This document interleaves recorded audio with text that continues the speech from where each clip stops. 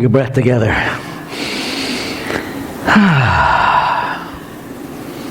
So we're looking this month, we're wrapping it up today, talking about the shadows within the light within the shadows, the interplay.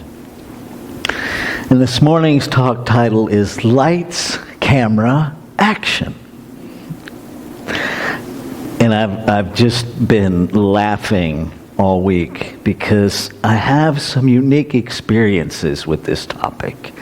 I got to, in 1987, when Dirty Dancing was being filmed in Chimney Rock, North Carolina, Lake Lure, I was the sous chef at a restaurant down there called Uncle Adam's. And so I got to cook for some of the folks there while they were filming that movie. And I got to see some of the insides of the movie making process. And then, in 1996, in my previous physical iteration, I'm sitting outside my jewelry shop at Smiley's Flea Market in Fletcher, North Carolina, minding my own business, working on a piece of jewelry. And this person is talking on the phone, and they walk past me, and they stop, and they look at me, and I hear, "I'm looking at the perfect dykes on bikes." Now, in 1986, in rural North Carolina, I'm like, okay, what is happening here? Do I need to run? Because at that time, it wasn't illegal to be gay, but enjoying it was a Class H felony. Okay. So I didn't know whether I should run, freeze. I didn't know. Turns out she was a casting director for Warner Brothers. And they were looking for people for the movie My Fellow Americans. Turns out I fit the bill for one of the bikers and wound up having Jack Lemmon on the back of my motorcycle. And got to experience the film industry even more deeply. They don't even say lights, camera, action anymore, just so you know. Nobody says that anymore. They have all these other coded stuff. But if they did, what actually happens most of the time, lights, camera, action, cut! That's what happens most of the time. 10 days, 12 hours a day for less than 30 seconds on the screen. Okay? Most of us don't know that. It's mind-boggling how it all rolls out. And I've been thinking about that experience in the context of science of mind, in the context of what we teach in terms of mind, law, and form, in the context of actor, director, scriptwriter, gaffers, all these roles that most of us know nothing about in terms of watching a movie. Very few of us, I submit, very few of us, when we walk into a theater and we're watching the movie, have zero awareness of all of the intricate details that went in to making that. We're just there to enjoy the end product. Yes? Yeah. Ain't bad, ain't good, but that's why we're there. We've heard of this thing called the cutting room, right? Which doesn't exist anymore either, for the most part, because it's all digital now. Did you know that nothing that lands on that cutting room floor is ever discarded? It's not thrown away. In fact, it's all labeled numbered, boxed up, in case they want to use it later for anything. Now, that could possibly parallel with the concept that we talk about of the collective consciousness. Every thought that has ever been thunk is still there. You cannot have a thought in eternality and ever throw anything away. Because the minute we could actually discard some part of eternality, eternality by definition ceases to exist. Yes? Just saying. Right? So we have this whole of existence, cutting room floor storage, if you will, of every experience. Of every thought. What a mess. Yeah, when we really start letting that sink in, it's like, oh crap. And then again, oh wow. The reason I bring that up, we can't do anything about what we've already put there other than shift our thinking, right? Empower what we want. What we can do is neutralize what's there. Ernest Holmes didn't talk about eliminating it. He talked about neutralizing it. Neutralizing is literally to remove the power. Doesn't remove it from existence. It just removes the power. Right? When you turn off the light switch, you don't remove the lights from your home. You remove the power from them. And voila, they go out. Right? So what if, and notice, that takes an action. Right? You can stand there and stare at the light switch until you can't stare anymore. And you can think, off, off, off, off, off, off, off. Let me know how that works. Right? I suspect you will go out before the lights do. Right? We have to take action. My understanding, because I've never written a script, but my understanding is that script is an evolving thing. I can tell you that directing is evolutionary. Right? Because when we would show up on set, there was a plan of what was going to happen. And then, in western North Carolina, the clouds decided to leak. Well, that kind of changed things for the day. And it actually changed things for the whole movie. Because the director noticed he liked the pavement better wet than he did dry. So even after it rained, now we had fire trucks on set spraying down the roads. Right? It changes. It evolves.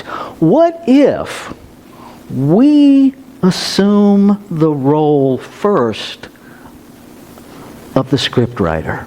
That we understand that the script writing is our thought. That the direction, the production, is the realm of law. That it literally has unfettered access, not only to the cutting room bins, but to infinite imagination. That it has access to an internal knowledge that it knows the street looks different wet. And so the activity of law unfolds the script in a way that we didn't imagine it when we wrote it. That we have the idea, and then we pay attention to how law begins to unfold things. Now we're at choice. We can dig in our heels and say, nope, I wrote the script this way. This is exactly how it's going to happen. I don't care if it lands on the cutting room floor or not. We can do that. Or we can go, didn't see that coming. And we can lean into it. And we might, just maybe, wind up with a production that changes lives if we're willing to shift. Maybe. Maybe our human brain doesn't have all the answers. Maybe it has some ideas. Maybe it has some answers. And maybe the whole organism, the mental, the emotional, the spiritual, the physical, when we bring it all together, it's kind of like the whole crew in the movie, right? You got set designers, you have set builders. There's so much going on. What if you don't have just one role? Right? What if today you're starring in your movie and tomorrow you're an extra in somebody else's? Are you willing to be that? What if today you're the director and tomorrow you drove in the fire truck to wet down the roads? What if? What if we don't have to be the star for the movie to be amazing? Right? We have a script. It's a very short script. A world that works for everyone. Imagine that as a movie script. That's the only script. A world that works for everyone. And the activity of law has received that script and has begun production. Because it has. It's that instant. We get stuck in waiting for the movie to come out, and we forget that we're in it. Right? As long as humanity is evolving, perhaps this particular movie doesn't have a release date. Perhaps it's just the movie that we're in. I've been watching some conversation online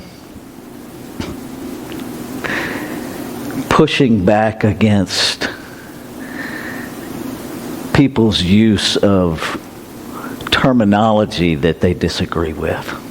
Whether it's white supremacy, racism, homophobia, right?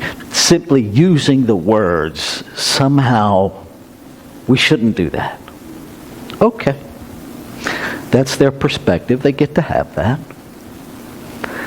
What strikes me is that the conversation started with, our organization used to be positive and now we do all of this. And the whole thing after that was a whole criticism. And I thought, so from my human perspective, we're talking about positivity and yet we're being very critical and negative doing it. How's that work? How's that work? It doesn't. But it is evidence of what happens in our consciousness. See, it's not about what we want to create. It's about where we're creating it from. Right? You can have any thought you want. And if the sponsoring thought, if the deeper thought is in opposition, that's the one that law is working with, not the one that comes out of your mouth, the deeply held, unexamined belief that you're speaking from. In indigenous cultures, the native languages typically have no word for not. Doesn't exist in their language because they understand to speak affirmatively, one has no use for the word not. There's lots of studies that show our brain, while it recognizes the word grammatically, doesn't recognize the concept of not. Right? Anybody got kids? How well did it work to tell them not to do something? Right? Because all they heard was go do that. Do not jump on the bed. All those little brains heard was jump on the bed. Got it. So when we're launching into this don't do something, we should stop being surprised when that's the very thing that people do. What do we want instead? That's where the gold is. And I'm going to encourage you and invite you to move even beyond any set idea to really living in infinite possibility. To let go of the coulda, woulda, shoulda, and just live in the could. What could it be? Instead of what would a world that works for everybody look like, because there's a limitation in that, right? I can only speak to what I think it should be. But what if, when we see something that doesn't work for us, what if we simply leaned into the question, what could a world that works for everyone look like if everybody was fed? Could a world that works for everyone include everybody being treated equally? Could it? What could a world that works for everyone look like? And then listen, because it's right in front of us. See, that's the beauty of the activity of law. There's no waiting period. The minute whoever at Centers for Spiritual Living decided that this was our organizational vision, to create a world that works for everyone, law immediately said, done. And it is. The challenge is now we have to excavate all the garbage that keeps it hidden. Right? And it really is an excavation. And so instead of us deciding from our collective consciousness what it should look like, what could it look like? And allow the imagination to inform us. And then do that. That's your role that day. See, in this movie, this thing called life, our roles are constantly shifting and changing. And so when you bump up against something, well, what could a world that works for everyone look like that's different than this? Listen, and then go be that. Don't worry about changing other people. Change you. Because if you change you, the relationship has to change. Right? When it rained, it changed the pavement. When the pavement changed, it changed how the director saw the whole scene. And that changed the whole movie. Just change what is in front of you to change. The simplicity of this teaching is so available. And when we get stuck from the neck up, we trap ourselves. It's so simple. Play with infinite possibility. Light. Infinite possibility. Action. Listen. And then be that. The camera is taking care of itself. That's the collective consciousness, right? Life is recording everything we do. Do what you want to be recorded. Right? Understand the camera never goes off. The microphone is always recording. Add to the mix what you want to hear back. What is that phrase? Make your words juicy because you may be eating them soon. Right? Really, that's how it works. And pay attention to whatever is operating inside of you that makes you think it's your job to change other people in the first place. Just saying, there could potentially, possibly, in some way, in some realm, be some arrogance involved in that. Could be. I'm not saying, I'm not judging, I'm just saying it could possibly happen that way. And if we understand our oneness, if we understand we really are already equal being of the same value, if we understand free will and the power of choice, we'd stop trying to change each other. Because I don't know about you, but when I was busy trying to change other people, I certainly did not want you to change me. Notice that? I'm all about changing you, but I'm off limits. I'm just saying, we might have a double standard there. We could. All right. So, life is a film. This thing called life, it's the greatest movie you're ever going to be in. It doesn't have a release date because it's never going to end. It's all about the filming. It's all about the participation. It's all about our relationship. You are the script writer. You are every role in the production. You are the star, and then you're the supporting cast. You're all of it. And you get to choose. And you get to listen. And it gets to be messy. You know, and really, I am a firm believer, if we're not having those moments where we're like, oh, Lord, we are not paying attention.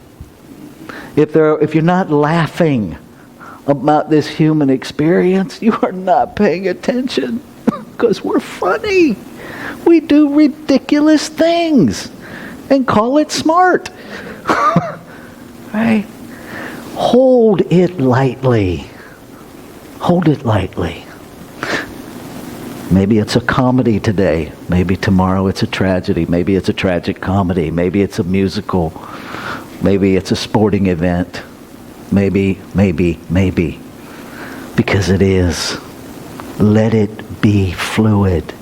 Let yourself show up. I love the lines in that song. What is it? I am not afraid to be seen. I offer no apology. This is me. Live that movie. Live that movie. And let everybody else have theirs. Let's take this into prayer.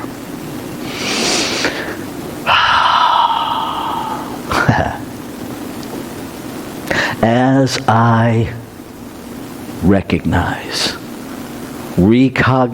know again that there is only one, I know that I must be that.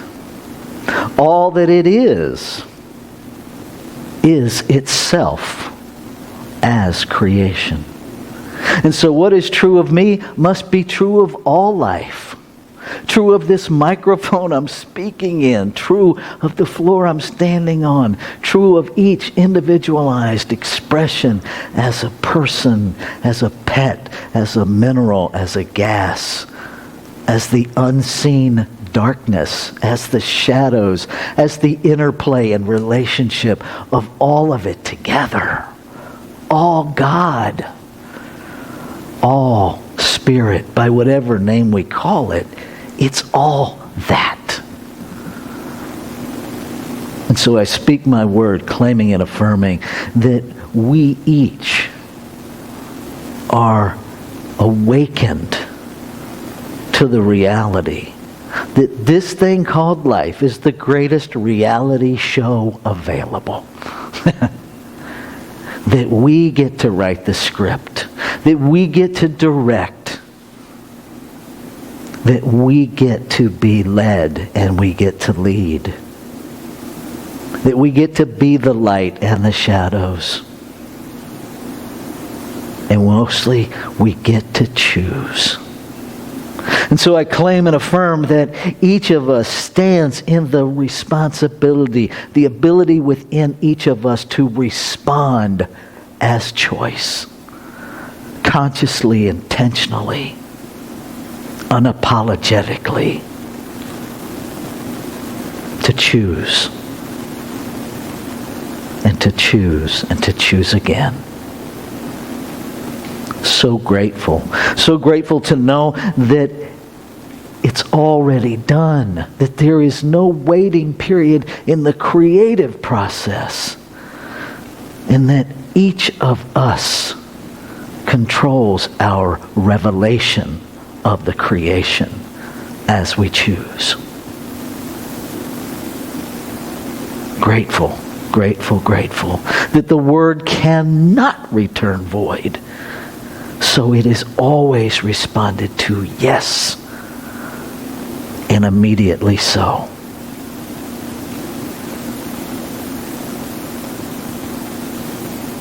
Feeling the gratitude, I celebrate. Knowing it's already done, I let go. I let it be. And I get about the business of listening and acting from my essence, from the spiritual truth of me, from that clarity. I let it be. And so it is. I love you.